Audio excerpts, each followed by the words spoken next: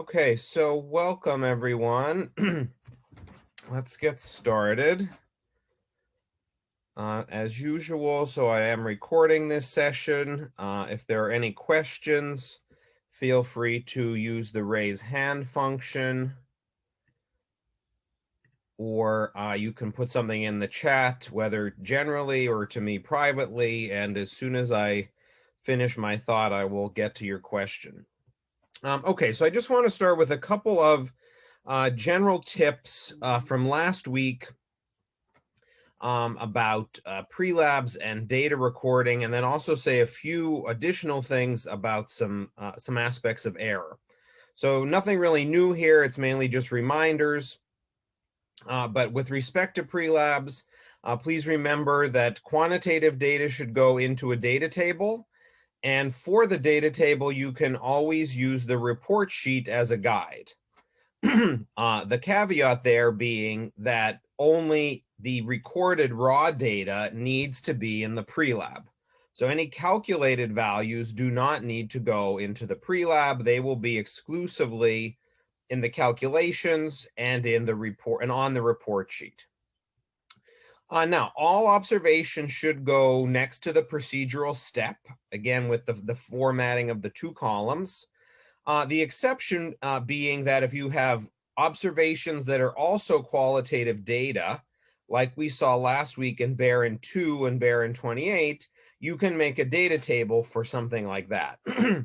Again, where the observations themselves are qualitative data in addition to being observations. And then lastly, is just about the purpose, remembering that that should always be about the chemistry that we're studying. And the purpose should be rather detailed with respect to what we're doing. Between last week and office hours today, there were a fair number of questions about the purpose. So that's something I just wanted to briefly say that for especially when we're working with an experiment and certain chemicals, we want to make sure to be explicit about what we're doing in the experiment itself. It doesn't need to include necessarily how measurements are being made, since that's the procedure's job to handle those details. But if you're, in general, sort of the basic ideas of the experiment should be present within the purpose. And then with respect to recording data, please always remember that the decimal places of your value and error need to match. Now, the errors are something you can find in that table of standard errors on Courseworks. And when you have those errors, that indicates to what decimal places you should record your value. So that's where you can use the error on the device to help with that process, right? Because, for example, in a graduated cylinder or in a graduated pipette, the error going to 1 decimal tells you that the volume should also go to 1 decimal. So that helps you set the decimal places of the value and then ultimately also the sig figs of that value. And again, all of those errors are given in that table. And if there is something different that we're using or something specialized, we will indicate what the error is, either within the module or during the lab period. Okay, so now just a brief comment on error, just to sort of think about this in a slightly different, more detailed way. And that's to say, so while magnitude is important, right? So if we have an error of, 0.1 versus an error of 1, obviously 1 is a larger number. But the relative size of the error is also important. So, in this case, a larger magnitude of error doesn't always necessarily mean a bigger error. Now, what do I mean by that? Well, if we consider two measurements, and these would be two measurements from devices we used last week. So if we look at the 100 milliliter graduated cylinder and we measure 100 milliliters, the recording would be 100.0 plus or minus 0.4. If we use a graduated pipette to measure 5 milliliters, that's 5 milliliters plus or minus 0.1. Right, now in this case, 0.4 is obviously larger than 0.1. But if we look at the relative error present, we have 0.4 over 100 versus 0.1 over 5. Right, so in this case, the 0.4 is actually a smaller relative error than the 0.1. Now, in this case, this obviously is going to vary as a function of how big the volume itself is, right? As we saw last week with the volume displacement of the zinc, in that case, that volume displacement was quite small, and that gave a large relative error, right? So that's something just to keep in mind in terms of thinking about error and the impacts of error, is that, sometimes a larger absolute error does mean a bigger error, but not always. It's really about the relativity of it with respect to its associated value, right? So in this case, there happens to be more error in the 5 milliliters than there is in the 100 milliliters. All right, questions or clarifications about that?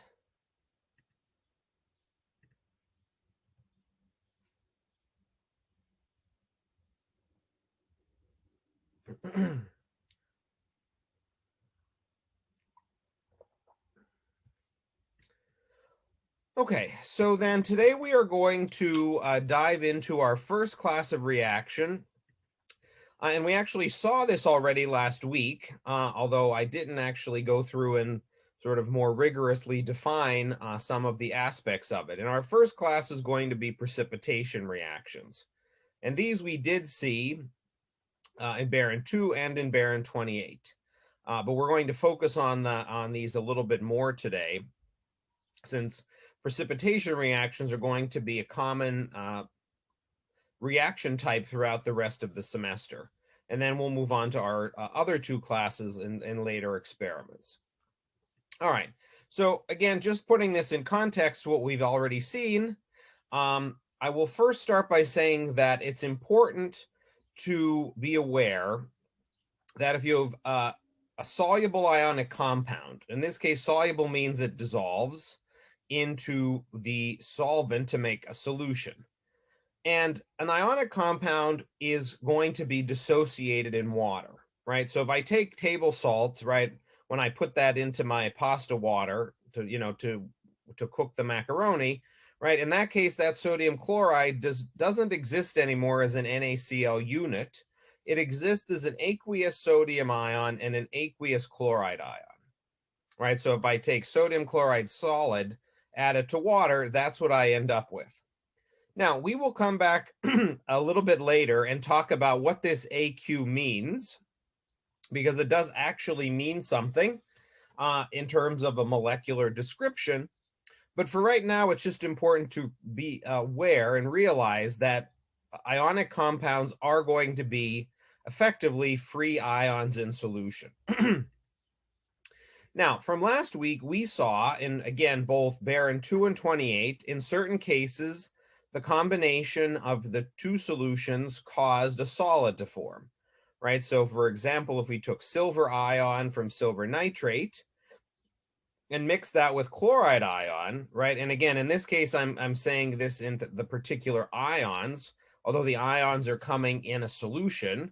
This was from silver nitrate. This could either have been from sodium chloride or ammonium chloride, right? Or carbonate ion from sodium carbonate. In all of those cases, a solid formed. And we knew that because we saw the transparency change. It went from a transparent or clear solution to a non-transparent. The solution got cloudy to some extent, or we could actually see solid material in the tube. Now, we also had the blue gel in Baron 28 after we added sodium hydroxide to the copper solution. And in that case, that was copper hydroxide. And I will say a few additional words about metal hydroxides in a moment, although it's actually already come up. I know it came up in office hours today, and it also, I think, came up last week during lab. Right, so these are the two solubility rules that I had mentioned last week. The first being sort of an easy one because that's that all nitrate salts are soluble. And then the other one is that most metal hydroxides are not. Now, in this case, we have to view this as metal hydroxides in particular. And basically, they're insoluble except for the alkalis. And the common ones we would see would be sodium, lithium, and potassium hydroxide. So the first three alkalis. Now, you'll see in certain places some alkaline earth metal hydroxides have slight solubility. For example, I think barium hydroxide is slightly soluble. For my purposes, I'm going to consider that insoluble because it's not really soluble enough to be useful in what we're going to see with respect to titrations and other types of reactions. So the ones I'm focusing on are the ones that have good solubility, and we can actually use those as solutions in reactions. All right, now in terms of thinking about the solid that formed, we had a process that basically we call double displacement, right? If we start with two aqueous salts and we combine them, the solid that forms is going to be one of the products that formed. And the products that form, we can either view it as swapping cations or swapping anions. Both ways get you to the same place. And in that case, one of those products was insoluble. That's why the solid formed. There's a question about examples of nitrate salts. So there's potassium nitrate, KNO3. We actually saw in the experiment we made in Baron 28, in the first step, when we added the water, that actually made copper nitrate, right? So we had the copper ribbon, we added nitric acid, that made the green liquid, and then we added water to that, and the green liquid became a blue solution. So in that case, that blue solution is actually copper nitrate. So that would be Cu parentheses NO3 sub 2, because in that case, copper is a 2+ ion. So basically, if you take any metal and put it with nitrate and balance out the charge, that will give you a nitrate salt. Additionally, you can have, say, ammonium nitrate, right? We saw ammonium chloride. You can also have ammonium nitrate. That would be NH4NO3. All right, now just to take a moment to define, right? It's very important, since we're looking at these as types of reactions or classes of reactions, that we are careful about defining what these actually mean. So a precipitation reaction is one in which an insoluble substance forms and separates from the solution. Now, again, that, we already saw that in practice, but it's important just to mention what the actual process is. Now, what we end up with here is two different items. The solid is the precipitate. That's a term we're already somewhat familiar with. But the solution above the precipitate, or just present around the precipitate, is called the supernatant. So we end up with two different things here. We have the solid that formed as well as the remaining solution. Now, the supernatant is going to contain a couple of things. And as we'll see throughout the next couple of slides, what those things may be, because we're going to talk about the ways in which reactions run, as we'll see as I get further into the class. All right, now, in this case, as part of this definition is the word insoluble. So I want to mention that solubility is how much of a substance dissolves in a given solvent at a given temperature, right? So there are two conditions for solubility, right? We have a substance, we have to consider the solvent, we have to consider the temperature. Now, for our purposes, we're going to consider basically everything in water. But for anyone who moves on to organic chemistry, you will see that there are lots of other solvents out there. And solubility is going to, change quite a lot based on the particular solvent being used. But for our purposes, that will be water. And again, temperature is going to come into play. Now, a general rule about temperature is that as temperature goes up, solubility goes up, right? If we think about temperature as kinetic energy, right? In that case, solubility, for something to dissolve, we need to break the bonds of the solid in order to make them dissolved ions, right? Or dissolved substance. So in this case, higher temperature, more kinetic energy, easier to break the bonds of the solid, or, in this case, the salt. Now, that's a generalization. There are exceptions to that, but in general, that will sort of help you think about what impact temperature will have. It's just important to realize that that's not a, select all every single situation. There are, exceptions to that general rule. Right now, just some quick examples from everyday life to sort of show, where we see this daily, or, just around the apartment, the house, whatever, right? If we think about, again, table salt, which is sodium chloride, that is pretty soluble in water.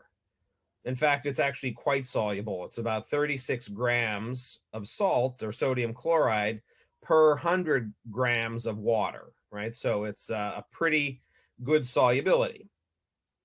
Right. Now, if we think of sand, sand is now a little bit different because that's a covalent compound. It's silicon dioxide, right? But if you think about when if you've been to the beach, right, the sand may move as the waves hit, but the sand itself is not dissolving, right? So in that case, that covalent compound is highly insoluble.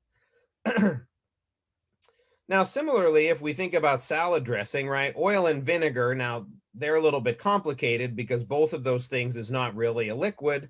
They really are two solutions.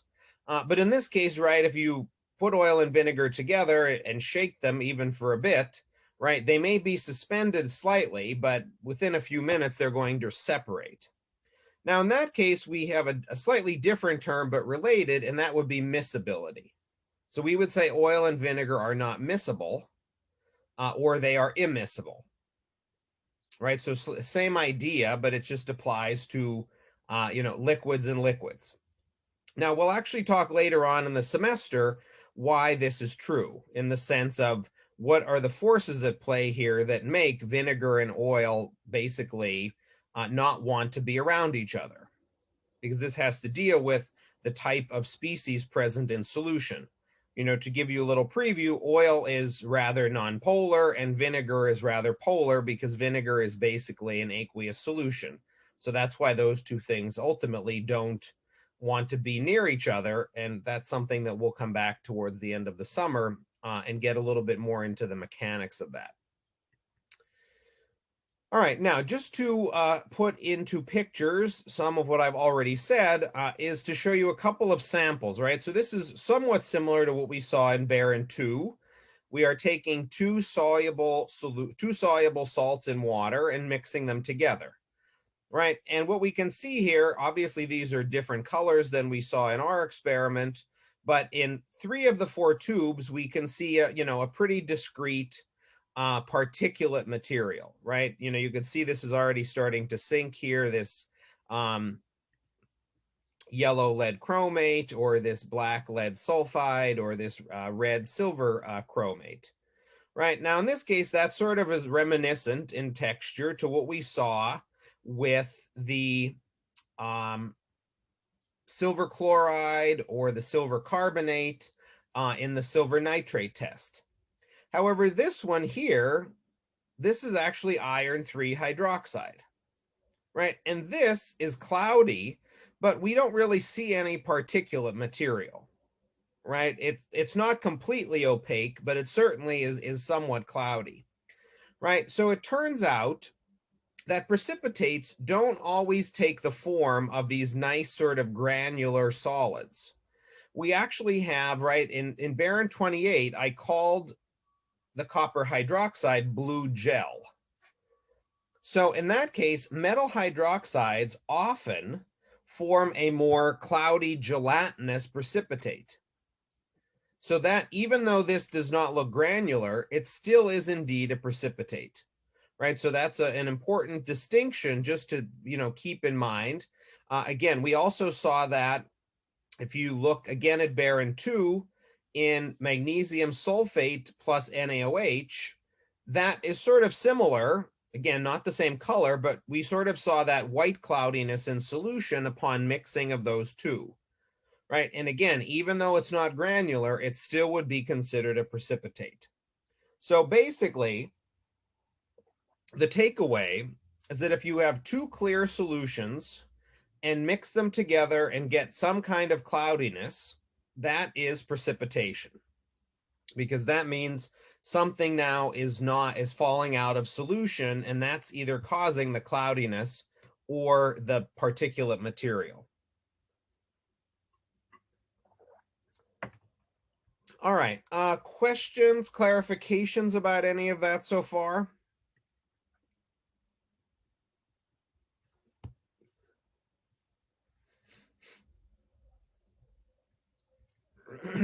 Professor, so Yeah. just for clarification, in the office hours, this was a question I had, but I heard you talk to another student. In the last experiment, when we actually saw a creation of carbon dioxide in one of our experiments, gas formation is not considered a precipitate, correct? It's That is only correct. solids. So gas evolution is not precipitation. Precipitation has to be solid.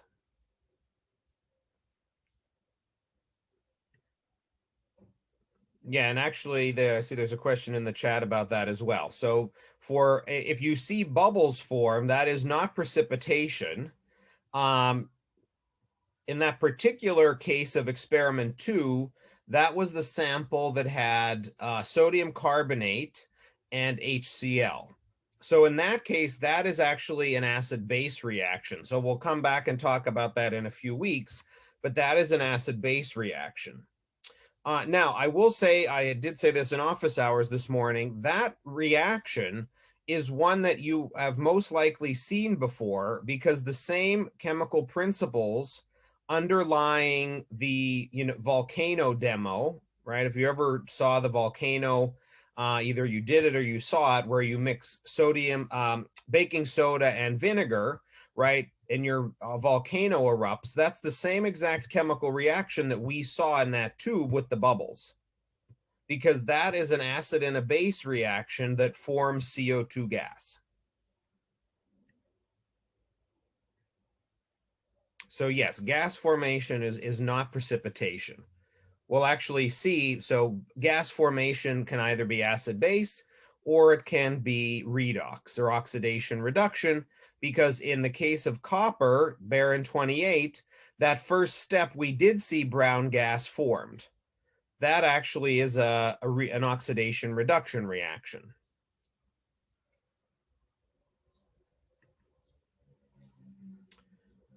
All right, so why do we care about this type of reaction, right? And that is in large part because it is a type of reaction that allows us to isolate a particular ion. And we can use solubility rules to selectively remove ions.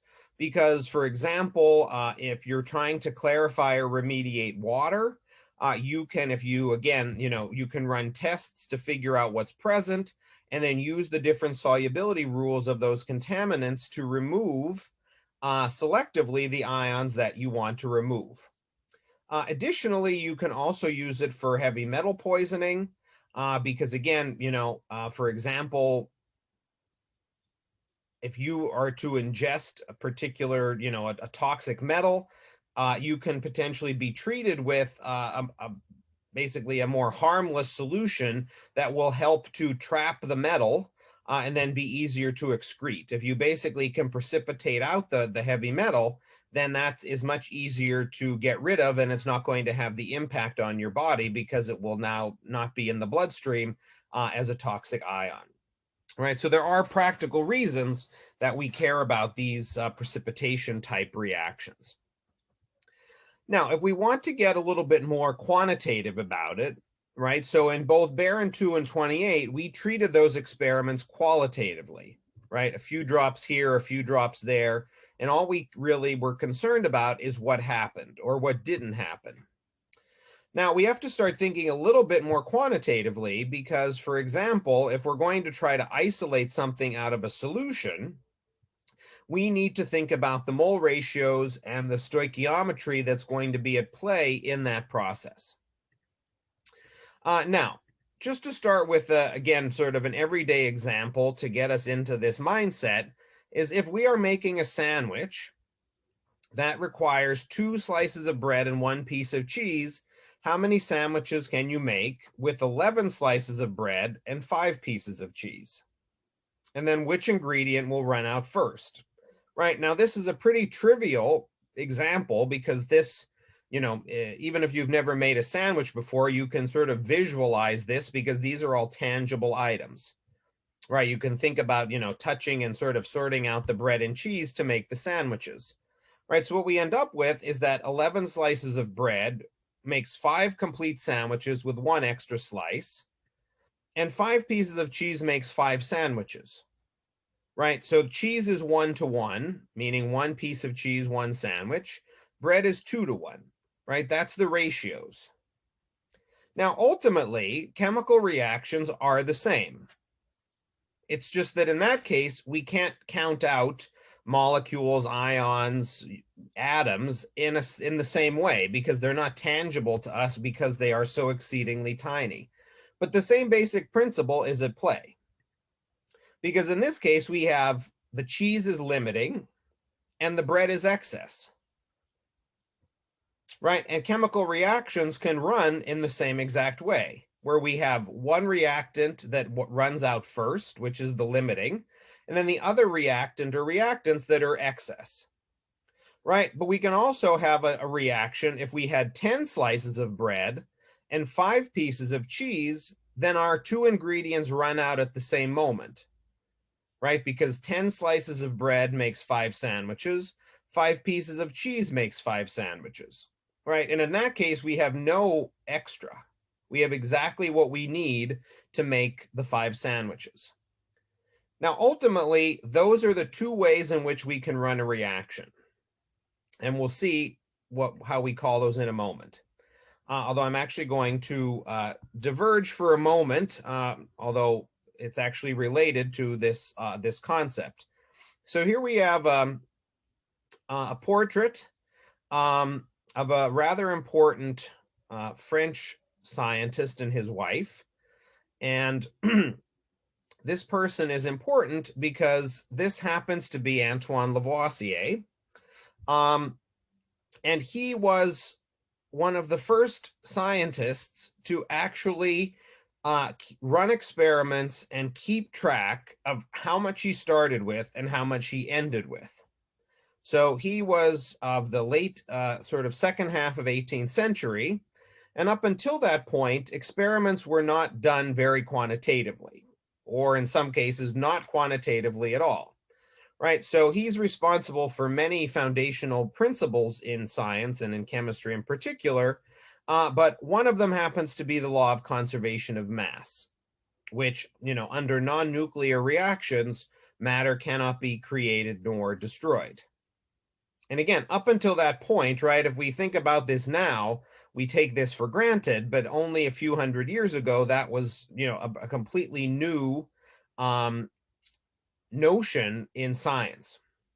Now, he's also responsible for finding a few other elements and looking at other aspects of chemistry. But for our conversation today, the important thing is the law of conservation of mass, because now we're going to start talking about quantitative reactions and thinking about, okay, if we start with X amount of material, how much material are we going to form in each of the different products, and what is that going to look like? And we're going to go through a chemical example in a couple of slides.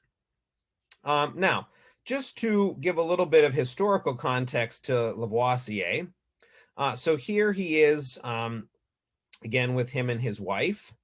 And unfortunately, Lavoisier has a complicated history, as most people do during the French Revolution.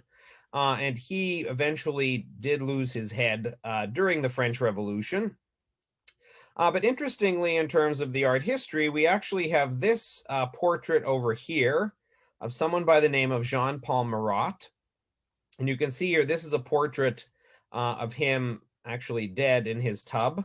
And this is, based on the story of how he was effectively murdered by someone on different sides of the revolution. And I'm not going to get into the details of that because that's exceedingly complicated and I don't remember all of those details. But the important thing is that actually both of these guys were in science. They also ended up being quite involved in politics, but they both were in science and they did have a history. because Marat was one of the people, amongst many others, that actually was pro-revolution and trying to take down the bureaucracy and the tax collectors and all of that, which Lavoisier happened to be one. Now, interestingly, and it might be a name that you're familiar with, Lagrange, another famous, in that case, mathematician, but he actually paid tribute to Lavoisier after he was beheaded, saying, and this is not an exact quote, but you'll get the gist of it, that it took a lifetime for someone of Lavoisier's intellect to come into the world, and basically a matter of moments to remove it, as he was beheaded again during the revolution.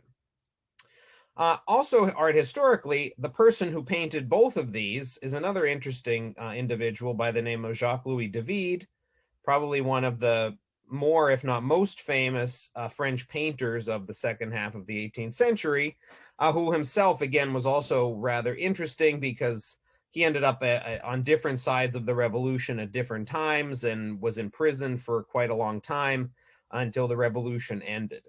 So it is interesting to see, if we sort of look into the context of these, especially these two portraits at the top, sort of where some of the history of science comes in with a little investigation.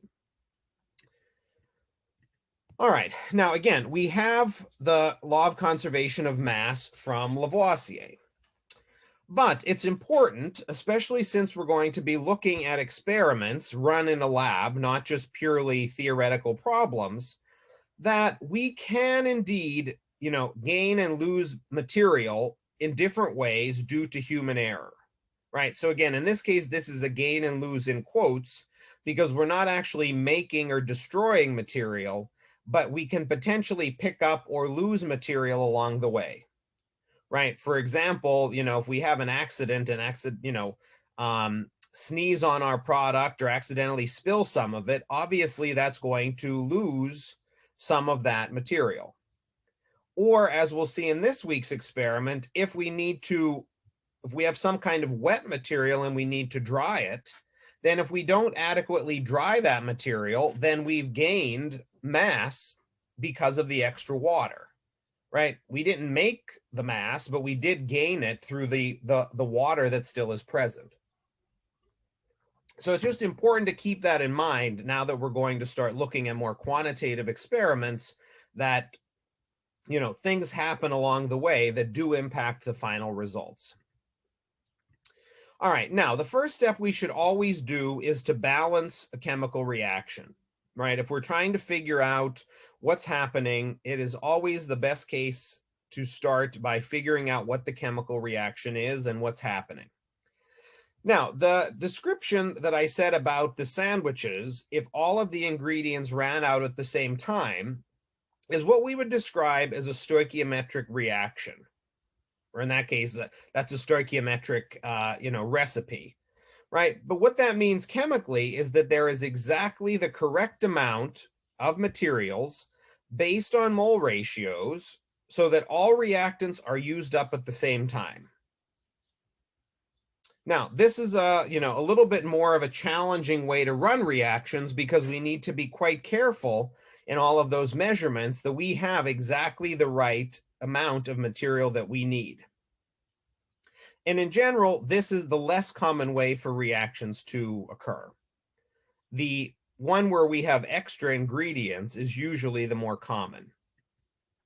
And in that case, that's what we call a limiting reactant, right? So it's a reaction where one of the reactants is going to be left over, right? So we will try to use up one reactant completely, and the other reactant or reactants is still left over at the end, right? So this is no longer stoichiometric.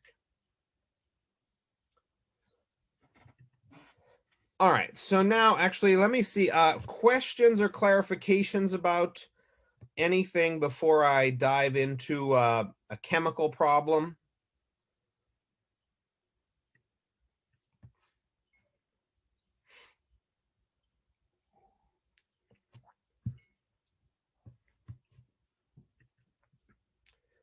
All right, so again, this is quite similar to our sandwich question, although again, in this case, it's not just as simple as bread and cheese. Here we're looking at two solutions. And this example is actually the same reaction we saw in Baron 2, but now instead of just using drops of each, we're actually going to know how much of each reactant is present. So we're taking a solution of sodium carbonate and a solution of silver nitrate and reacting them to form silver carbonate solid and a solution of sodium nitrate, right? So again, if we swap our ions, those are the products we get. Sodium nitrate we know is soluble by our nitrate rule. Silver carbonate, again, we saw this last week, but if you needed to look up the solubility of that, you can, because the solubility rules are provided. So what we're going to do in this case is take 3.5 grams of sodium carbonate and 5 grams of silver nitrate. And now here quantitatively, we're going to say, okay, what is the balanced reaction first? And then secondly, how many grams of each reactant and each product are present at the end once the reaction is over? Now, inherent in that question is a lot of different pieces. And we'll see, I'm going to work through the solution in the next couple of slides to get at all of the different items that are embedded in that question. It's not necessarily a super complicated question on paper, but conceptually, there's actually a lot going on within it to get the answers out. All right, so the first thing we're going to do is balance the reaction, right? So here we have sodium carbonate and silver nitrate. Right now, important here, carbonate is a 2- ion. All the others are +1, or excuse me, sodium and silver are +1, nitrate is -1. Right, so I would say that certain polyatomic ions, it's good habit to remember those charges. And we're only going to see a couple of polyatomic ions sort of recurringly. And those would be, carbonate, nitrate, hydroxide ion, sulfate ion, phosphate ion. So those are really the 5 most common polyatomic ions. There's a question. So I am recording the lecture. So the session is being recorded. All right, so here now again, we have silver carbonate product and sodium nitrate, right? So in this case, my carbonate ion is balanced out with 2 silver ions, and then I need to put in my 2 coefficients to balance out my atoms. Now, I'm starting from my prompt with 3.5 grams of sodium carbonate, 5 grams of silver nitrate. And the first thing now I'm going to need to do, since I have my balanced reaction, is to figure out which reactant is limiting. So in a problem like this, that needs to be the first step. Now, there are different ways to go about this. I am going to go through this in my personally preferred method. Now, that is not meant to mean that you have to go about it this way, but I will say that whichever method you prefer, keeping track of units is very, very important. Because if not, a lot of times it's easy to mix things up with respect to ratios and molar masses if you don't be careful with units. And that could be units such as, grams or milliliters, but also, molar masses and mole ratios and things like that. So it sort of is a select all unit issue that's important to be careful with. So what I do in this process is so I pick my first reactant, which is sodium carbonate, and I basically convert from grams of sodium carbonate to grams of precipitate. Now in this case, right, that requires me to do 3.5 grams of sodium carbonate, divide by the molar mass, use the mole ratio. Again, I'm showing this explicitly even though it's 1:1, and then I go back to the gram scale to get to 9.11 grams of silver carbonate formed. Now, one small detail is that we consider molar masses constants.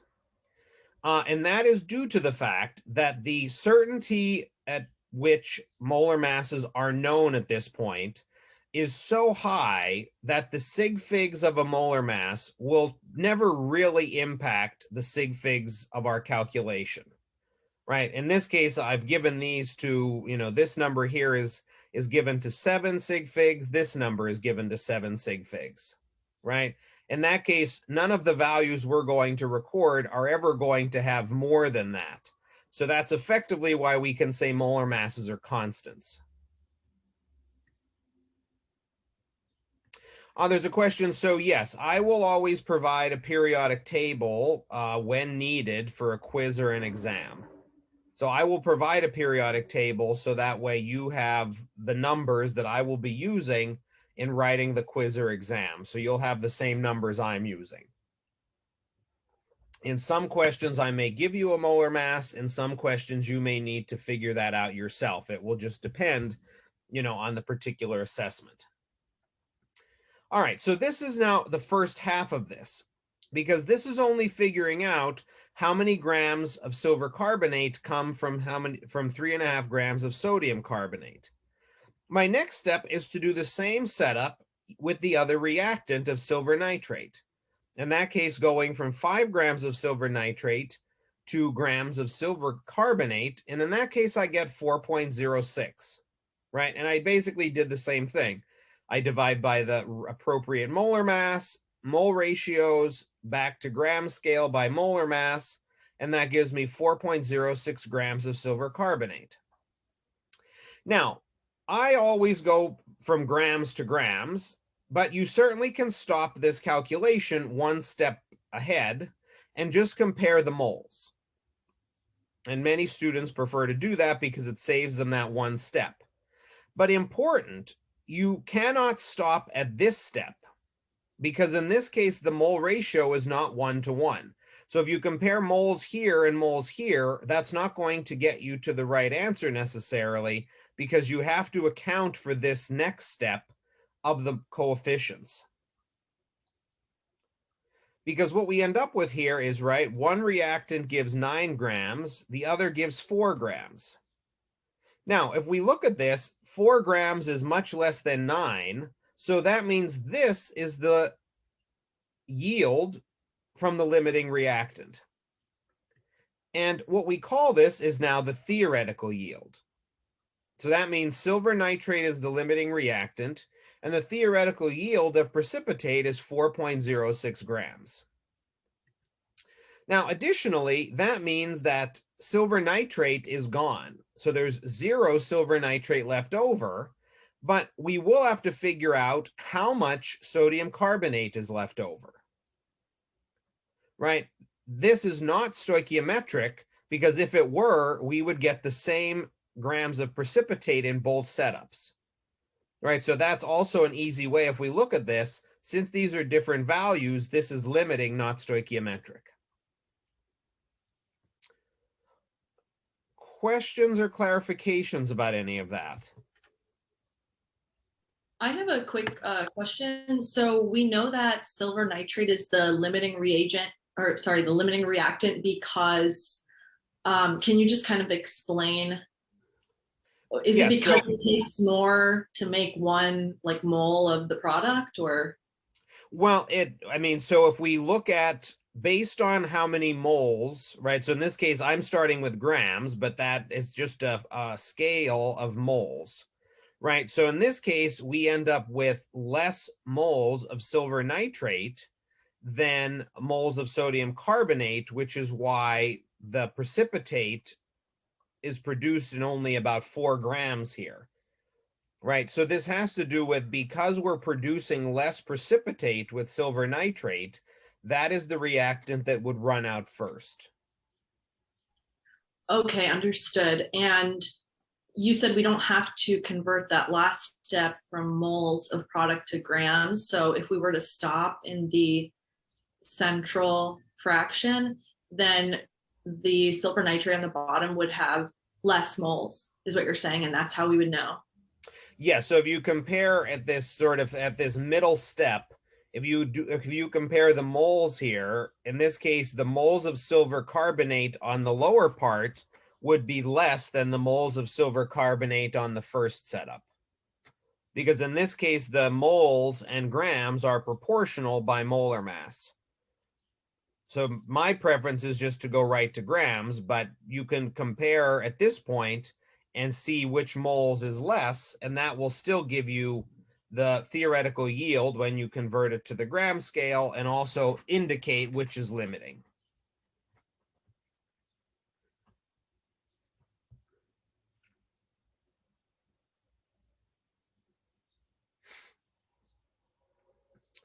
All right, so now we know that silver nitrate is limiting, sodium carbonate is excess. So now we have to figure out, we know that silver nitrate will be 0 at the end. We know that we will produce 4.0 grams of silver carbonate, but now we need to figure out how much sodium nitrate we produce and how much sodium carbonate is left over. So I'm just repeating, this is all the same info from the previous slide, the reaction, the molar mass of each compound, and the, again, starting grams of our two reactants. So now we have basically 3 questions left to answer. How much sodium nitrate is produced? How much excess reactant reacted, right? Because the thing with the excess reactant is that some of it goes away and some of it is left over. If I go back to my sandwich question, right, I started with 11 pieces of bread. 10 of them end up in sandwiches, and 1 of them ends up as a lonely single piece of bread, right? So the same thing is true here. Some of the excess reactant is going to react and be a part of the precipitate and the, in this case, secondary product, and some of it is going to be left over. So that's where we need to figure out that piece to see how much goes away and how much is left. And underlying all of this will be the principle of conservation of mass. Now, we'll start with the sodium nitrate because that actually is going to look pretty much the same as what I did. I'll just go back a slide. Pretty much what I did here for my theoretical yield. Now, again, you have a couple of different options at this point because you now know how much precipitate is going to be formed. Now, I personally, and this is just my preference, it's not because it's more right than anything else, I usually go back and start with the original value. Again, in terms of thinking about it from an experimental point of view, that's the original data point, right? Because in this case, we would have measured the 5 grams. But you can also start with the 4.06 grams of precipitate from the previous slide, right? Either way is going to get you to the same place. It's just for whatever, that's my habit to go back to that original value. So I start with 5 grams of silver nitrate, and in this case, I convert to grams of sodium nitrate. That's the soluble product, right? Again, same thing, grams to moles, mole ratios back to grams by molar mass, right? And in this case, I get 2.5 grams of sodium nitrate produced. So that's how much product is formed from my limiting reactant. Now, the last piece is to say, okay, I now know how much precipitate, how much secondary product has been formed. I know silver nitrate is gone. So I have to now figure out basically what is left over from my excess reactant.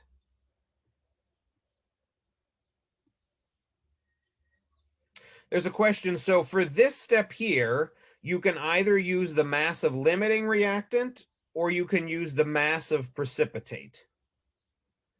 You can't use the mass of excess reactant here because that won't give you the right value. But you can either use grams of limiting reactant or grams of precipitate. Both of those will get you to the same place. All right, now, for how much excess reactant reacted, this is going to be quite related to what I've already gone through. And that's going to say, okay, starting again with 5 grams of silver nitrate, convert to moles. And now what I'm going to do is convert from reactant to reactant, right? So here is moles of limiting reactant to moles of excess reactant. And again, once I have a balanced reaction, I can convert any which way between reactants and products. So what I find out here is that 1.56 grams of sodium carbonate was required to react with the 5 grams of silver nitrate. So that's, again, a function of how many moles were needed.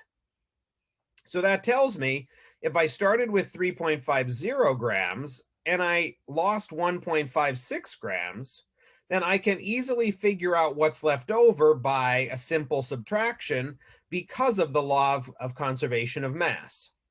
Because if I know I start with this much and that much goes away, then 1.94 grams has to be left over, right? It's not going anywhere else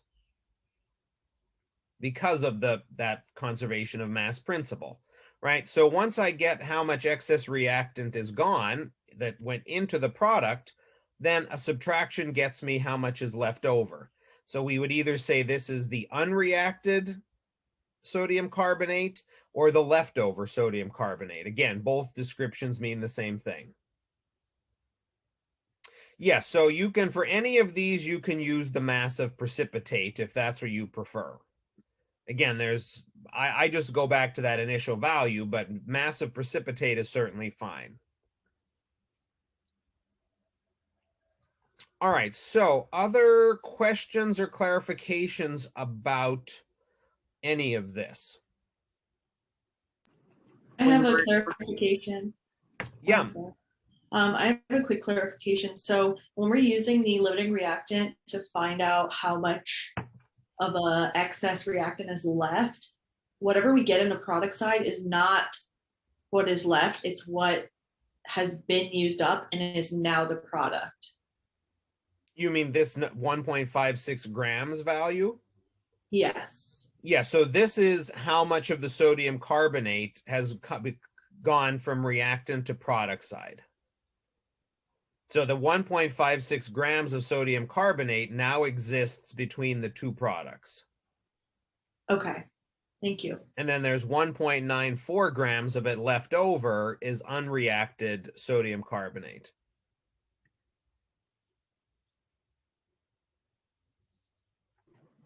Yeah, so there's a question, basically, where is the excess reactant that's left over? And that is simply in the supernatant, right? So in this case, the precipitate is entirely silver carbonate, but the supernatant contains sodium nitrate and sodium carbonate because those two salts are left over at the end and they're both soluble. So yes, the excess here of 1.94 grams of sodium carbonate is just, relaxing in the supernatant.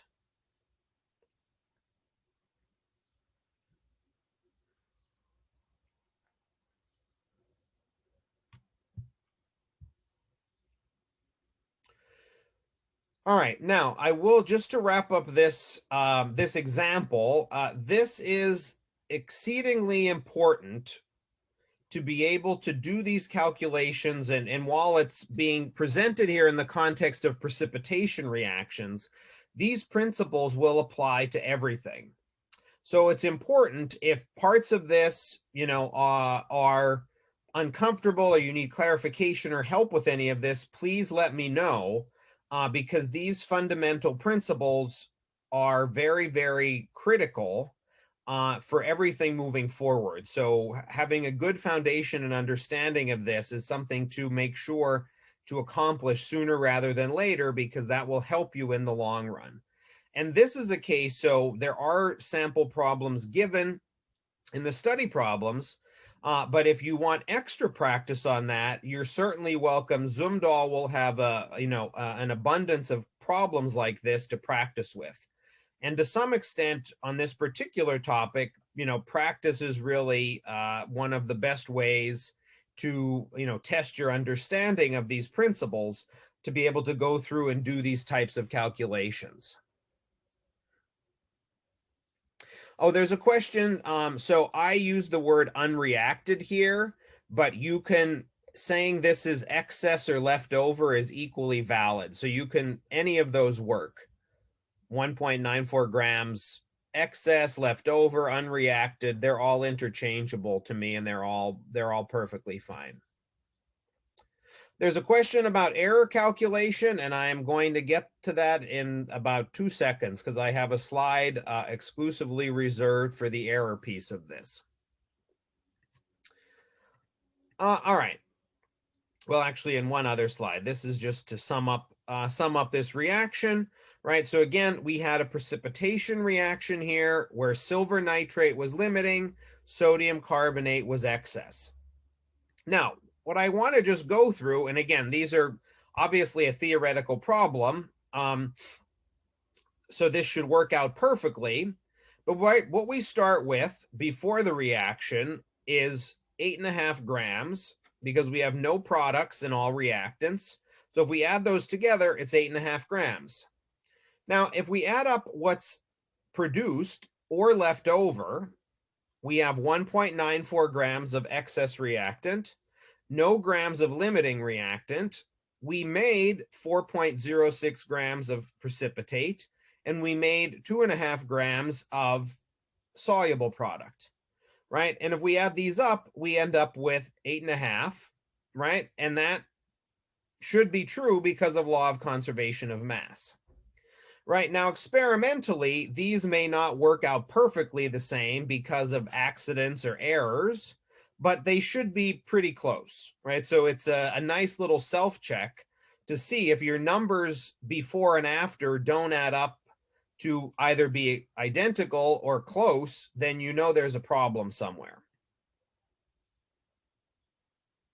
There's a question. So if you had gaseous products, this still would work, but the way in which you would get to this is a little bit different, right? Because with a gaseous product, you couldn't measure the mass directly, but you could figure out grams of gas through the ideal gas law. Now, we're not going to work with gaseous products in this context, but these principles would still apply even if you had gaseous materials. You know, it's just the math would be a little bit different to get to the grams.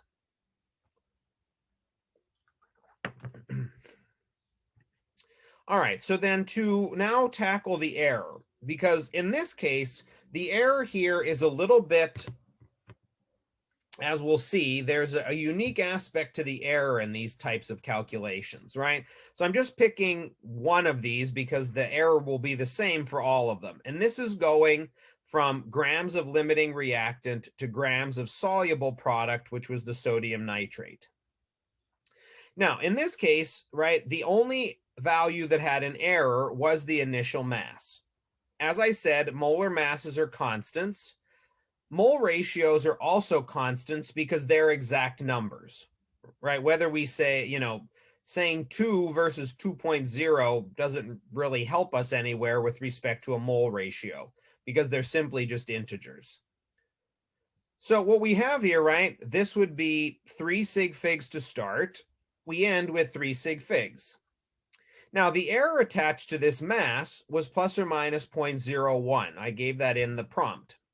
Well, in this case, this is a series of multiplication and division, but there's only one error term, right? So it turns out we have two options. The first one, which would be perfectly in line to what we saw last week, would be to convert to relative error, right? This is the error of plus or minus 0.01 grams over 5 grams in the mass times the grams of product, right? Because in this case, I have the relative error in the mass times the final value. So, and in this case here, this was my unrounded number. I get to 0.00500, which to get to 1 sig fig is 0.005, right? So what I end up with there is 2.50 Now, this is a circumstance, right? My error is 3 decimals, but my value is 2. Now, this is similar to what we saw last week with the density of the zinc, but it's the other shoe. Because here, the error is actually more decimals than the value, right? So what we would start with is 2.50 plus or minus 0.005, right? So our decimals are mismatched. So this is a case where we actually have to round up the error to get to 2 decimals. So this is the other sort of, I don't want to say exception, but this is the other circumstance. If the decimals don't automatically match, one case we saw last week was that the error had less decimals than the value. Here, the value has less decimals than the error.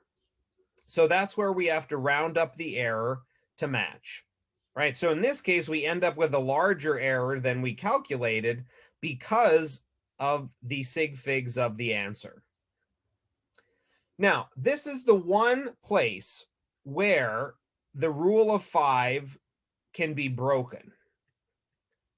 And that is, so for example, if this number came out to be 0.003, right? In that case, if we need 2 decimals and look to the right, if it was a 3, we would not round up.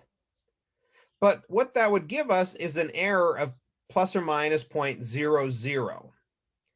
And basically, we can't have 0 error. There's always going to be error present in data and in results. So in a case like this, no matter what, we would round up. So this is the one exception to the rule of 5. So whether this was 0.001, 002, 006, 008, all of those would be rounded up to 0.01, because that's the only way we can get a non-zero error in this case. Now, questions or clarifications about that?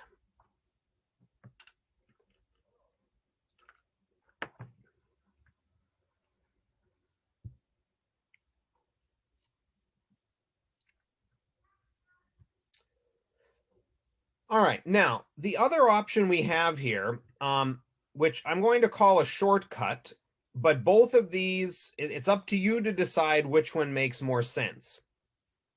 And this is special, this shortcut, and only applies when you are taking one number with an error through a series of multiplication and division, right? So again, that's what this calculation is. One error on the mass, and you multiply and divide it by constants. In that case, it turns out that if you take the error through the same arithmetic of products and quotients, right? In this case, I took my grams over molar mass times 2/2 times molar mass to get 2.50.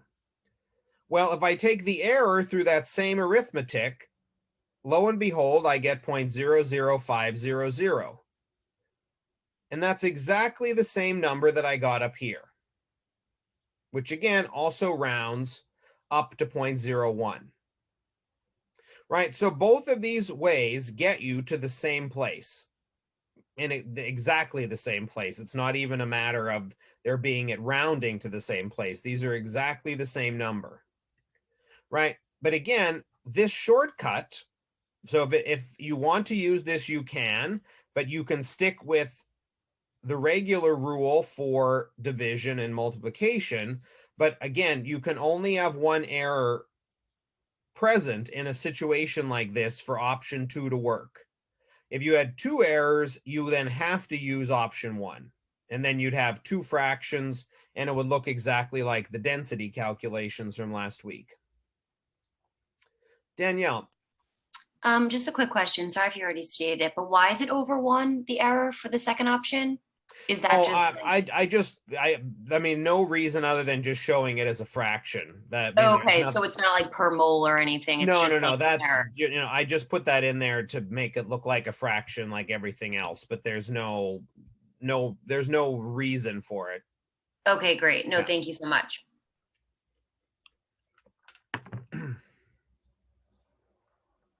All right, so this is going to be quite relevant because the calculations you'll be doing in experiment 2 will pretty much almost all fall into this category because we're going to be doing a lot of these stoichiometry calculations in the experiment this week. All right, now just to talk a little bit about the experiment this week, although I want to actually start out by showing an image here, right? And this is this sort of sharp, right? Lots of pointy items here on this image. And this turns out to be what we call a scanning electron micrograph, which we abbreviate SEM, of the surface of a kidney stone, right? So if you've ever had a kidney stone or have a family or friend that's had a kidney stone, now you have some idea of what, what this actually looks like. So this is the surface of the kidney stone, right? So, all these points are, passing through your urinary tract when it's trying to go from your kidney and out, right? So it makes a lot of sense in terms of the level of pain that happens there, especially if it's a large kidney stone. Now, why am I talking about kidney stones? Well, that's because kidney stones are actually made up of a compound called calcium oxalate dihydrate, and that's actually what we're going to be making in our experiment this week. Now, we're not making kidney stones because in order for this particular structure to form, you need, the appropriate conditions, right? The body is at a certain temperature, a certain pH, right? You have certain concentrations of things in the blood, right? Our reaction conditions are quite different. So we're making a different form of calcium oxalate. But again, it still is the same chemical compound that does cause kidney stones. All right, now in terms of the experiment in general is a bit shorter than last week because it's just one experiment, Baron 8, and it's going to be in 2 parts. Part A is about 90% of it because that's the actual reaction, precipitation of the product, and then isolation of it. Part B is a short experiment, and that's going to be related to what we did in Baron 2, and that's going to be a qualitative analysis to determine the limiting reactant. Because unlike the sample problem that I went over, here we're going to start with just a massive mixture, and we're not going to know how much of each reactant is present. So this is going to be an experiment where we're working from the other direction. And I'll get into that a little bit more in a moment. All right, now just quickly in terms of notation, if you have not seen this dot notation before, there are 2 important aspects to this. So this is called a hydrate, right? So actually I'll go back because in this case, whoops, right, this was calcium oxalate dihydrate, di for 2, right? Here we have monohydrate for 1, right? So now functionally, the importance of a hydrate is that this is part of the molar mass. So if you see a salt, and this really is relevant to salts or solids in general, they're no longer hydrated if they're in solution. This is relevant to the solid phase. But in this case, you would have to add the 18 grams per mole from the water in the molar mass. Now, also importantly, these are compounds that have a water molecule in the crystal structure. And some salts are hydrated, some are not. And I'm not going to really begin to explain because I'm not honestly sure entirely why some salts are hydrated and others not. Some just are and some are not. And the variation among hydrates is also relatively large because some things may have 1 water, some may have 7, right? And partly has to do with just the structure of the compound and what the water sort of fit into that crystal structure. Yeah, Greg. I just want to make sure I'm not missing something, but if it's a dihydrate, shouldn't it have 2H2O? Well, so the calcium oxalate form in a kidney stone would have 2 H2Os, right? As I said, our conditions are different. So in our case, we're making monohydrate. Gotcha. Okay. Just want to make sure. So again, different conditions make different products.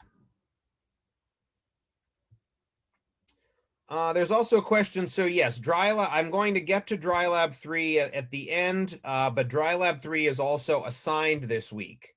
I'll talk about the due dates in a couple of slides, but dry lab 3 is also assigned this week. All right. Excuse me. Now, as far as the experiment, there's a question. So the black dot means that this is a hydrated salt. And hydrated means that this water molecule is part of the solid. It's part of the crystal. So again, functionally, if you have a hydrated salt, the molar mass needs to account for that. Right? Functionally, that's the main impact. It doesn't really change much else. It's really about the molar mass functionally. All right, so in our experiment, we're going to start with a binary mixture of two salts, calcium chloride and potassium oxalate monohydrate, right? So this is the oxalate ion, C2O4 2-, and we are going to have an unknown amount of each. Now, just be aware, and this is in the notes, but the compound we have in my lab is calcium chloride, end of story. It's anhydrous.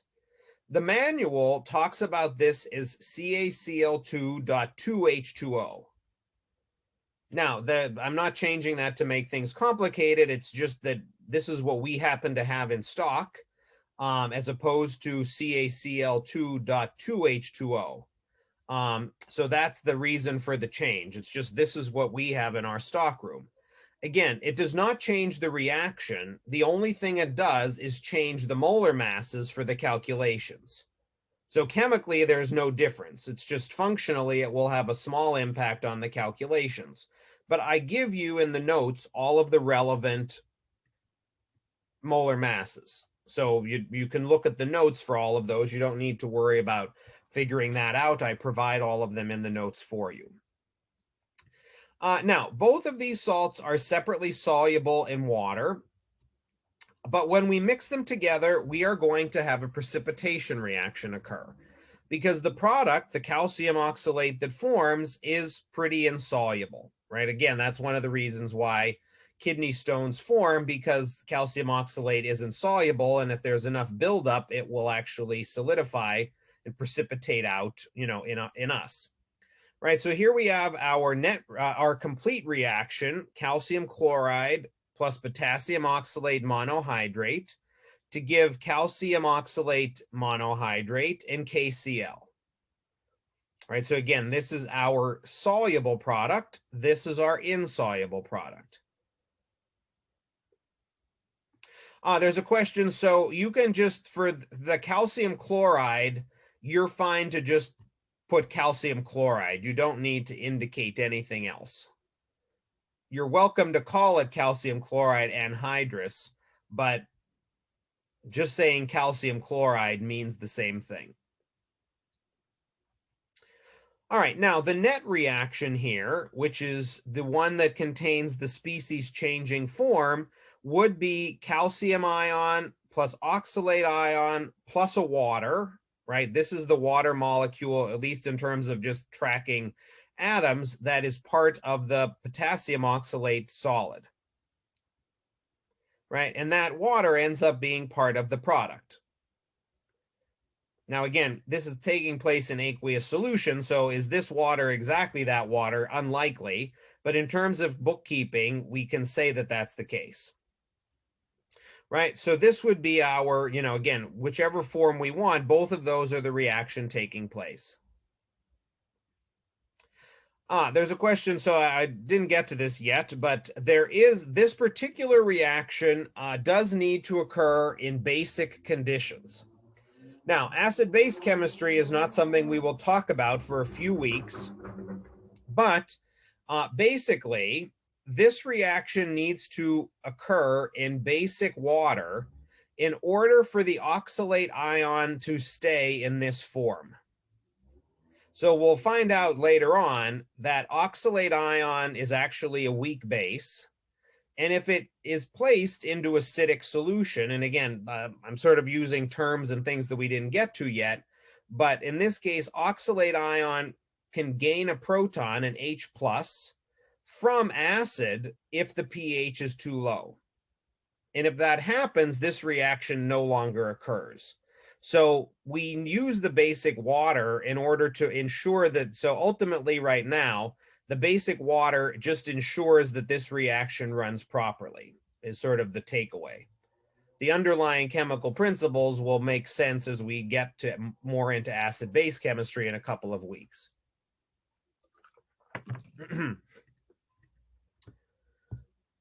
Okay, now in terms of the procedure, we are going to isolate the solid. So we're going to take our mixture, add ammonia water to it, which is the basic water, produce our precipitate, work it up, and then eventually isolate it through gravity filtration. Now, in this case, we're going to know that the precipitate is on the gravity, on the filter paper, but we're going to need to know what the actual limiting reactant is. And in this case, that's where we need to use the supernatant, because the excess reactant will still be present in the supernatant. Now, in this case, we're going to use these terms interchangeably, supernatant and filtrate. The filtrate is the remaining solution from a filtration system, because in this case, gravity filtration, or filtration generally speaking, is going to separate a solid and a liquid. So in this case, the remaining solution is the filtrate, which also happens to be the supernatant. So if you see either of these terms, they're referring to the same species in our experiment.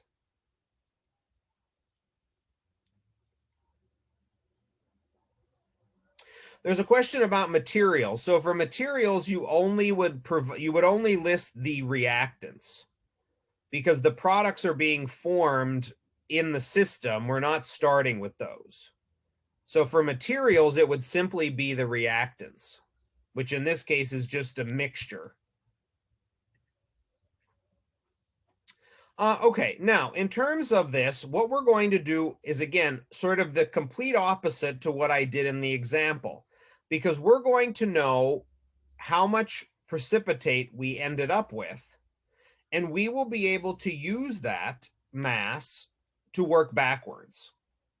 Now, the only way we can do that is by running a qualitative test on the supernatant, because we need to figure out which ion is still present in the supernatant.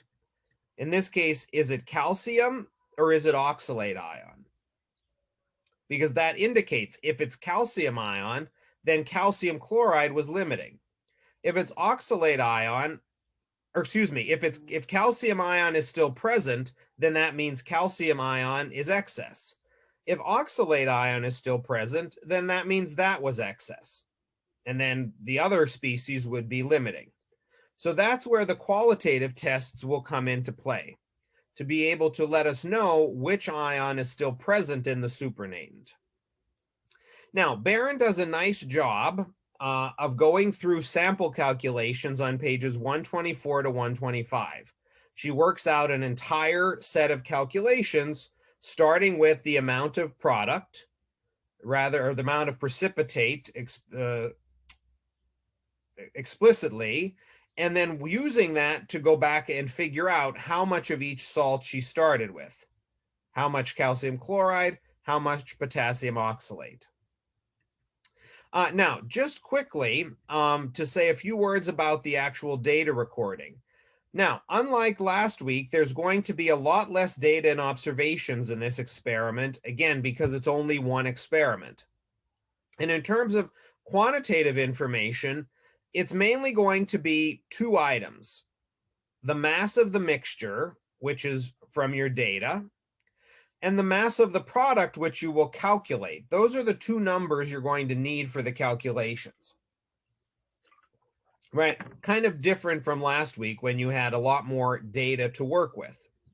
Now, we'll see that even with only two numbers, we're going to be able to get out a lot of results from the experiment. And that's where we will need to know the identity of that limiting reactant from the qualitative test. So this is something that we'll talk about. We'll talk about a couple of things, but that will be one of the items that we'll talk about in lab this week. Now, for sake of time, I will skip this for now and come back to this in lab, since it's already a lot of information, and I just would like to wrap up and get to the announcements. So we'll come back to this during the lab periods and talk more about the calculations and what's happening here with respect to conservation of mass. Monisha. Yes, I have a quick question about the error calculation page. If you have a second to go back to that, and I can wait also if you'd like to just do that later. Yeah, I think we'll do that. If you can hang on to your question for a minute, I'll just wrap up and then we'll come back to that. Okay, sure. Thank you. Sure. Danielle? Hi, I have a quick question about data analysis for our labs. Did we just need to put like the information in tables or graphs or however you're asking for it? Or do we need to put in those like visuals as well as write a little something about like, okay, this is a graph about XYZ? For what? I'm not sure I follow your question. For what? Like for the lab that we recently finished, I put 4 tables, and they were just, the quantitative values from our report sheet and like the qualitative observations we made. And I was wondering, do we need to comment on those tables or? Well, no. So, I mean, the report sheets are inclusive to the analysis, right? So, for example, in Barron 2, identifying the unknown was analysis that was part of the report sheet. In Barron 28, there were reactions that you had to include on the report sheet, but there's nothing additional to that. It's all what you're asked to do on the calculations and the report sheet. Okay, thank you. The only extra piece would be if you have a graph that you need to make, but that would be explicit in the notes. Okay, thank you. Yeah, sure.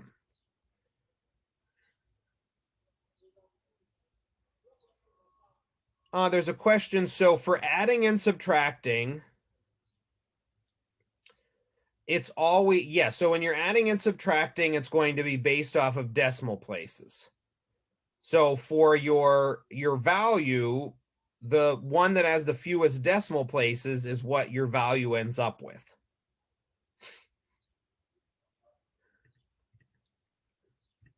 All right, so a couple of safety considerations. So as usual, PPE, understanding waste disposal. Now, a couple of specifics for this week is that, so we're using ammonia to raise the pH of the water. Ammonia is a fuming solution, so that's something we would work under the hood to make sure those vapors we're not breathing in. The mixture, this is the first time where we are measuring out a powder. So it's important to be careful when measuring powders to not, scatter dust around, right? So when we're actually measuring out the mixture, to be careful with that. We're using a thermometer to monitor the temperature during the heating process. So it's important, since that's basically just a long glass cylinder, that we're careful with that. And then lastly would be caution when moving hot glassware. Again, since we're going to take our mixture and heat it in a beaker, when we go to remove that from the hot plate, we want to make sure to use a beaker mitt. And that's actually especially made, it's sort of this rubber piece that fits sort of on your hand that you would use to be able to carefully move the beaker around without burning yourself. All right, now for lab this week, if you have not done so, please read the Barron experiment before lab. Again, my suggestion is that you at least draft a pre-lab for the procedure for lab period. That way you have a good sense of what we're going to be doing. And then again, during lab, we'll talk about the module. I'll come back and talk a little bit more about the data analysis. when you have some more time to process it, and then we'll talk about a few other items.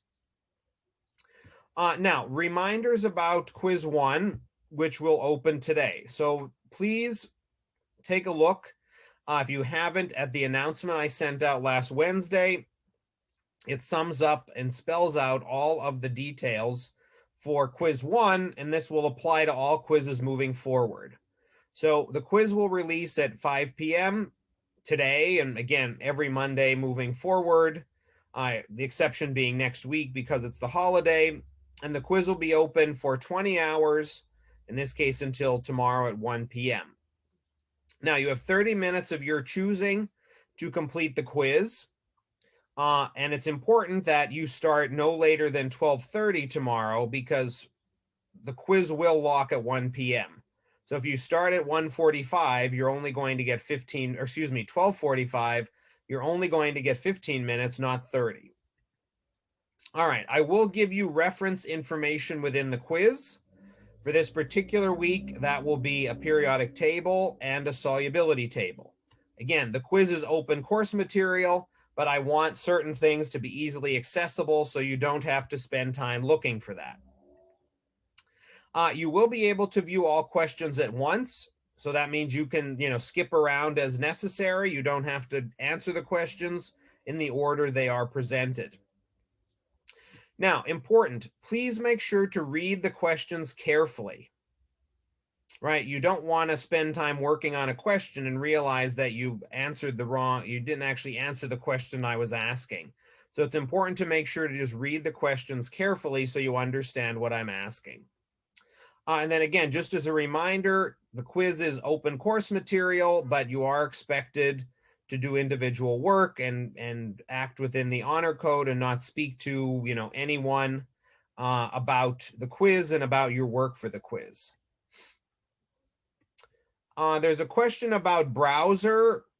Either browser should be fine. I'm not aware the past couple of semesters of issues with respect to one browser versus the other.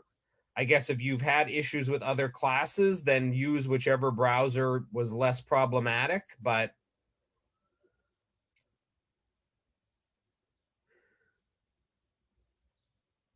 there's a question. So the answers to the Barron questions are all in the study problem solutions file. Quiz 1 will cover everything from experiment 1. So everything from last week is fair game for the quiz. There's a question, so you do not need to submit any work. Everything will be embedded into CourseWorks, so you will enter the answers, whether you type something in or select, everything is going to be embedded directly in CourseWorks. So there's no upload, there's no download, it's all embedded. All right, okay, so let me just get to these announcements and then I'll come back to that question from before. All right, as I said already, Dry Lab 3 is assigned this week, but you do have 2 weeks to submit that, and it is something that we will talk about in lab this week and next week. I'm going to split that in half and talk a little bit this week and a little bit next week about that assignment. Now, for next Tuesday, again, please be aware next Monday is a holiday, so the deadline for the report is 1 day later. So this is Tuesday, June 1st by 1 p.m., and now this is pretty typical, right? So pre-lab on lab archives, the 4 parts, all data and observations. As I mentioned already, this pre-lab is much shorter than last week, and there is going to be less data. There probably will be a decent amount of observations because there are a lot of steps, but there is a lot less quantitative data. Now, this report is similar to report 1. There are handwritten calculations described in the notes. There is a report sheet, and this report sheet is from Barron, and I did post that to CourseWorks. So the report sheet is still like last week. It's just not one I made. It's from the Barron manual, and it's only 1 sheet. This also is a notebook discussion experiment, so there are 3 questions posted online. that you will have to answer as part of the report. And then again, for next week, Monday is Memorial Day holiday. There is no class, no office hours. And again, the report is due a day later, and I will send out the details of the quiz for next week shortly.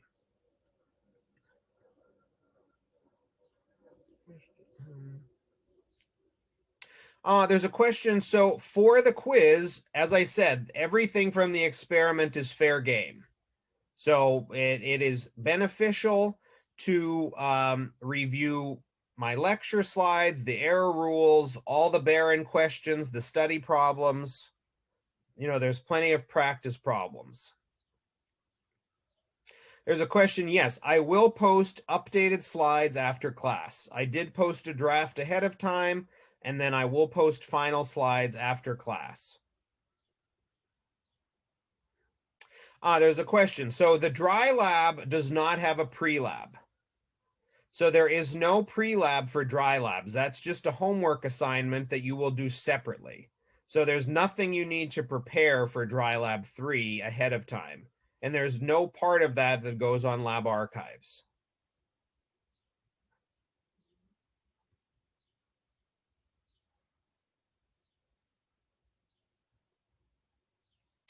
There's a question. So if you have received your lab kit, you either need to, so if there should be a packing slip. If there is not a packing slip, then you can use the shipping label. You want to sign and date either of those items, packing slip or shipping label. Take a photo and upload it to Courseworks. There is, again, a quiz on the 1501 site, which will allow you to upload that photo.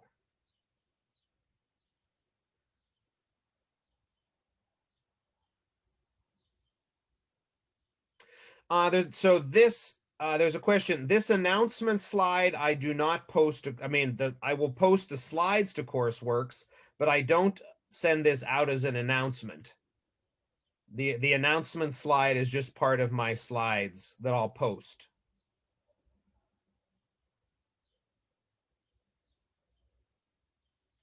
Yes, there's a question. I will be recording a lecture for next Monday since we are losing that day, and I will post that to Courseworks as soon as it's ready.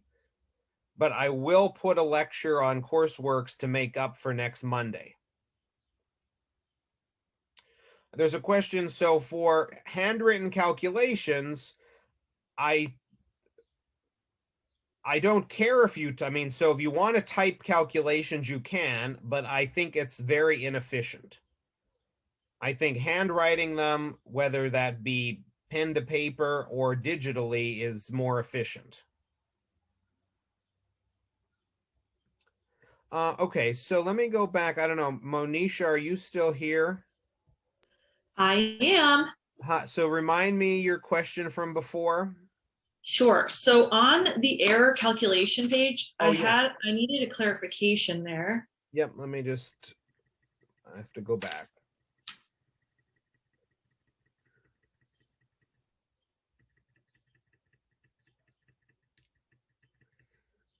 Yeah.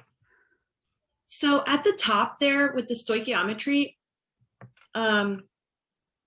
okay, so you do have 3 sig figs in the final answer, right? Yep. And okay, so then when you wanted to match up the error, the rounding, and you rounded it to 0.01, okay, that was based on the decimal places. I think I just wrote 2.5, so I was a little bit confused. I didn't realize there was a 0 after the 5. Oh, okay. Yes. Okay, that I understand. 2.50, yeah. So the any mole ratios are always just going to be like an infinity amount of sig figs, so they don't count, right?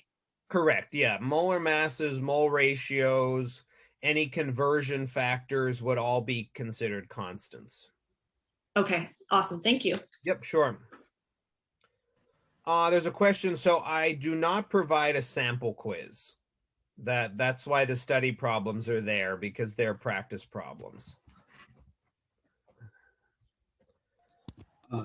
2 questions, sir. For error, in terms of like, so say we had like 2.5 grams plus minus 0.01 grams plus 3.5 grams plus minus 0.01 grams. Do we just add those two together then, like for the final error? Like, so if I have like AgNO3 plus Na2CO3, right? And I have specific errors for each of those measurements of mass, right? The final for the stoichiometric calculation, right? For my final measurements of like silver carbonate, for example, right? Would that be then say 1.46 grams plus minus 0.02 grams or 0.01 grams? Sorry, that was a lot of information to try and remember. So what were the numbers? So were you using my numbers or did you make up numbers? I was using your numbers. So in my numbers, I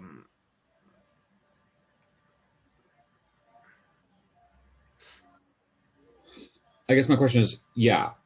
So in this case, if I go back here, right? So if I wanted to add these two numbers up, right? This is 2 decimals and 2 decimals. So my value would be 8.50. Right. And then the error on that would be 0.01 plus 0.01, which would be 0.02. Right. So that part I get, but I guess my question is, if you go down like 2 slides, right there, yeah. So if I'm reporting that as 3.50 grams plus minus 0.01 grams, for after reaction, am I reporting, is it just based on the measuring device then, or is it based on, like, if I'm calculating it or measuring it, it's going to be different, right? Well, that's correct. So I didn't give any errors on these values here, but in this case, yes. So I mean I would say it's most likely that the precipitate mass would be measured. So that would have an error from the balance, or most likely that would actually also be calculated because you would have to do subtraction. Right. And then the other values most likely are calculated. And in that case, the errors there will depend on the calculation. Right. Okay. So if I'm just using sodium carbonate to get the amount of sodium carbonate remaining, right? Or if I'm getting, because I would really use silver nitrate here as my limiting reactant to figure out how much of everything else I have. Yeah. Right. So I would just put so for the error calculation, I would have probably 0.02 for most of them, and then for whatever I measured, it would be 0.01 because that's what the scale goes to. Well, I would not want to I mean, without going through the calculation, I wouldn't want to generalize what that would look like. Okay. I guess I haven't looked at the Barron 124 and 125. Does she go through that? I feel like that's going to get real confusing. Well, so no, Barron does not, because the error is for my class. That's not in the manual. Gotcha. Right now, I mean, again, the error calculations for the report are going to look pretty much just like what I did on that sample calculation with the slide, right? Because you're going to start with one number with an error and convert that to another number with error.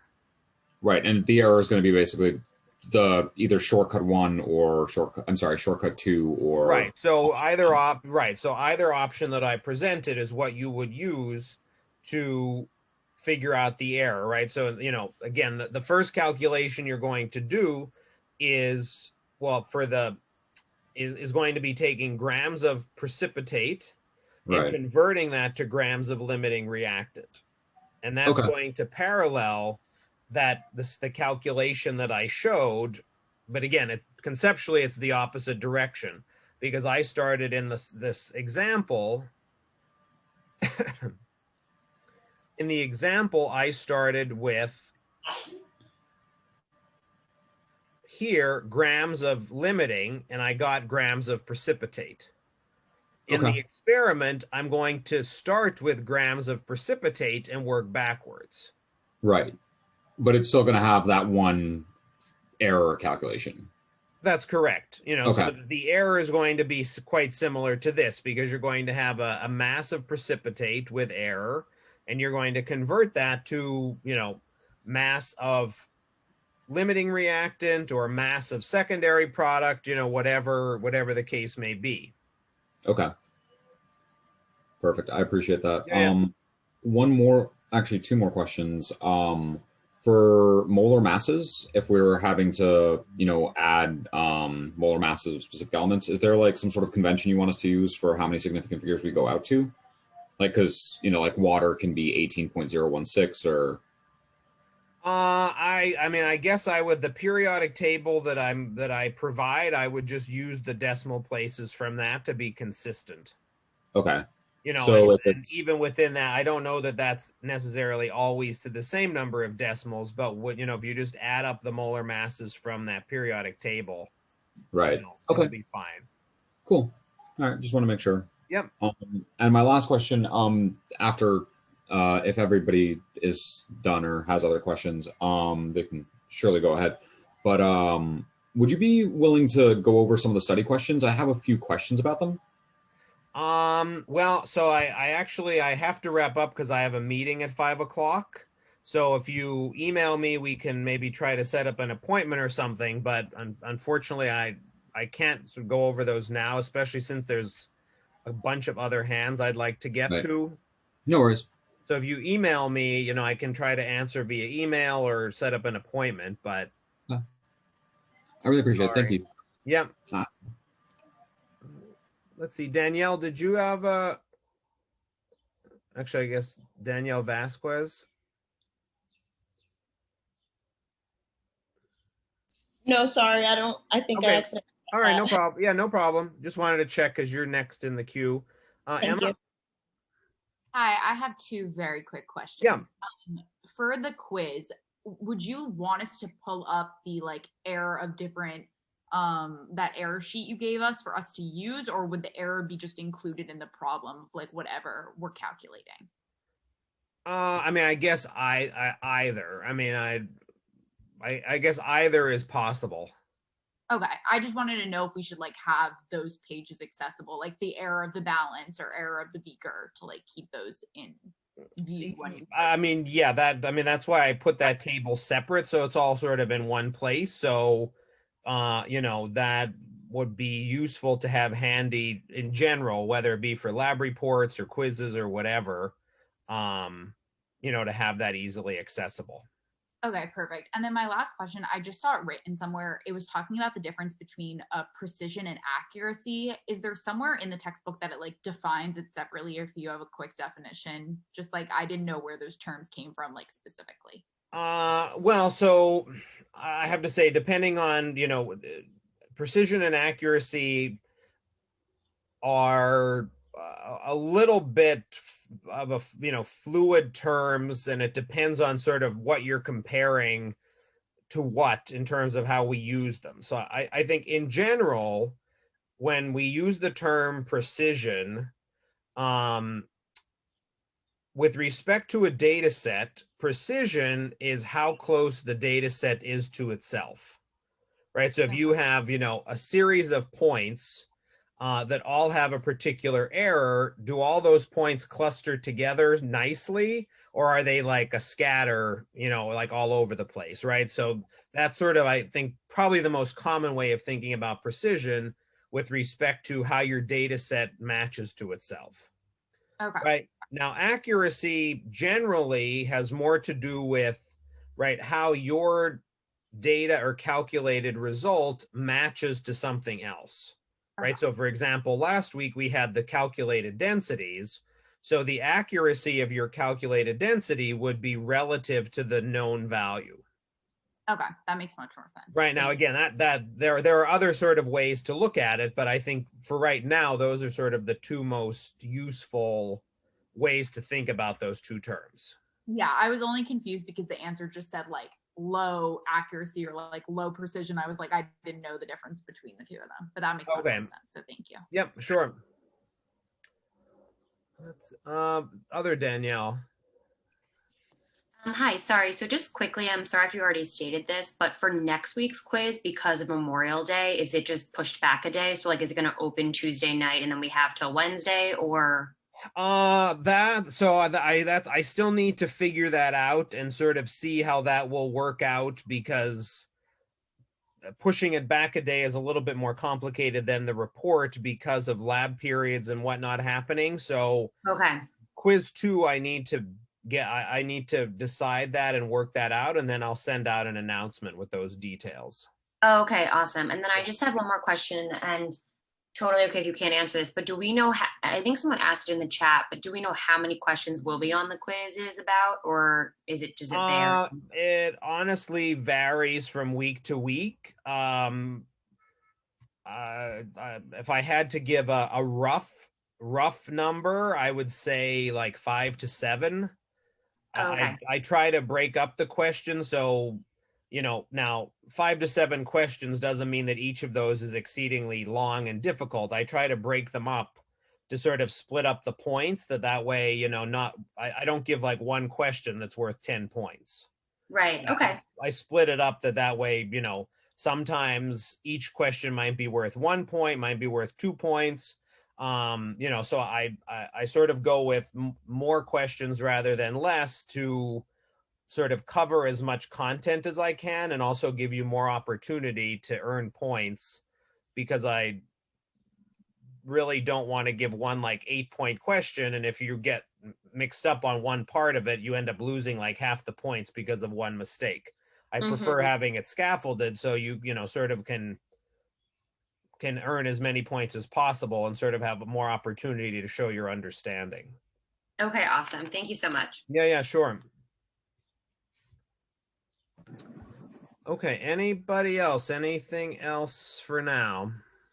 Professor, I just want to ask a quick question. When we upload the documents for the final report along with the calculations and stuff on Courseworks, does that go to you or does that go to the TA?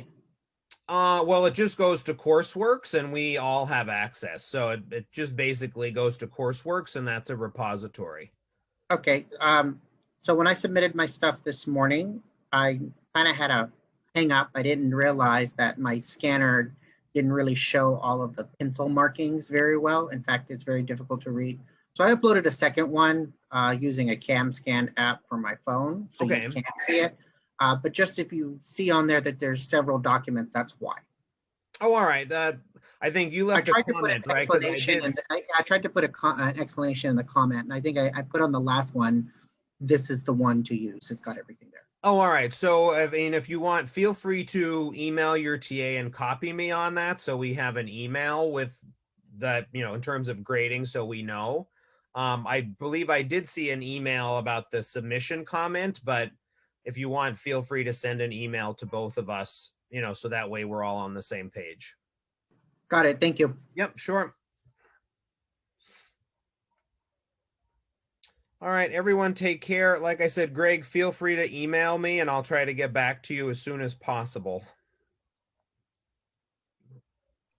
Thank you. Yeah, sure.